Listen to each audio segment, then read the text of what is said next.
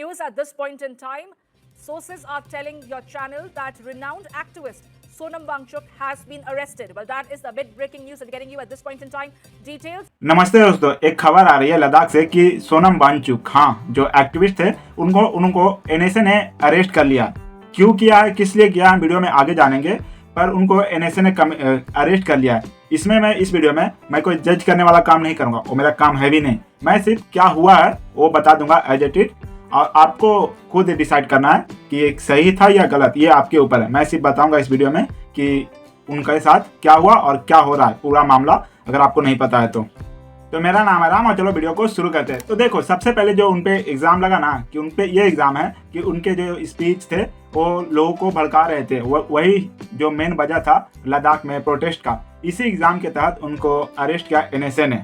तो देखो, वो लोग प्रोटेस्ट कर रहे हैं, इतना तो आपको पता ही था कि ये सब कुछ एक प्रोटेस्ट से शुरू हुआ, जिसमें बीजेपी का हेडक्वार्टर भी चला गया।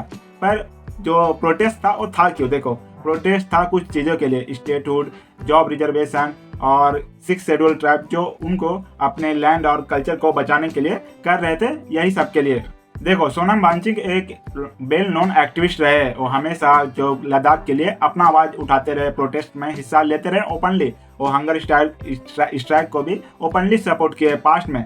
और एनएसए का, और इसी में जब ये लास्ट स्टेटहुड और जॉब रिजर्वेशन और 6 शेड्यूल के लिए प्रोटेस्ट हो रहा था, तो जब भी जो स्पीच दिए उनमें लोगों ने कहा, जो कुछ प्रोफेशनल्स ने कहा कि उनका जो स्पीच था थोड़ा वायलेंट था और लोगों को भड़काने का काम कर रहा था। इसी की वजह से, इसी इल्ज़ाम की वजह से एनएसए ने उनको उठा लिया।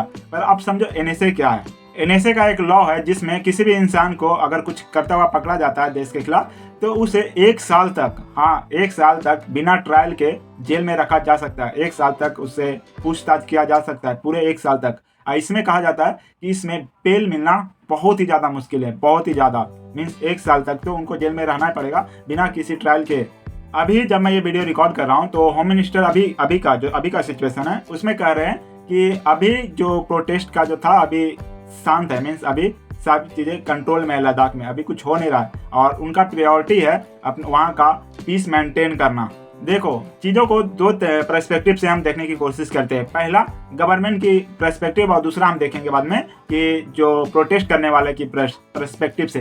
तो पहले समझते हैं कि जो गवर्नमेंट के पर्सपेक्टिव से उनका कहना है कि उनका काम है लॉ एंड ऑर्डर को मेंटेन रखना, जिस प्रोटेस्ट की वजह से जो कि वायलेट हुआ और टूटा है लॉ एंड ऑर्डर। और सेकेंड कि जो प्रोटेस्ट में स्पीच दिए गए और जो भी चीज़ें हुआ है उसके वजह से वायलेंट फैला है, और जो प्रोटेस्ट इतना ज़्यादा खतरनाक हुआ और लोगों की जान गई वो स्पीच की वजह से गई है। तो ये गवर्नमेंट का पर्सपेक्टिव है। अब प्रोटेस्ट की पर्सपेक्टिव को समझते हैं। प्रोटेस्टर का कहना है कि उनका डिमांड एकदम जेन्युइन है, और हम डेमोक्रेसी में रहते हैं तो हमें प्रोटेस्ट करने का भी अधिकार है, जो कि उनका है। और सेकेंड कि हम प्रोटेस्ट पीसफुली कर रहे हैं, तो ये प्रोटेस्टर का पॉइंट ऑफ व्यू है। पर देखा जाए तो सच्चाई इन दोनों के बीच में लाई करती है। देखो, हो सकता है कि उनका डिमांड एकदम वैलिड है एंड जेन्युइन है, पर यह भी देखा जाएगा कि जो वायलेंट है किसी भी नज़रिए से जस्टिफाई नहीं है, क्योंकि वायलेंट तो हुआ है, लोगों की जान तो गई है, तो ये कहीं से भी जस्टिफाई नहीं है। तो सच्चाई दोनों के बीच में कहीं लाई करती है। देखो, आप सबको पता है कि लद्दाख एक सेंसिटिव एरिया है, वो चाइना और पाकिस्तान दोनों से बॉर्डर शेयर करता है। पर यहाँ पे अगर कुछ ऐसा वायलेंट चीज़ें हुई तो आपको पता है कि कितना ज़्यादा खतरनाक हो सकता है। ये एक तरफ की बात है।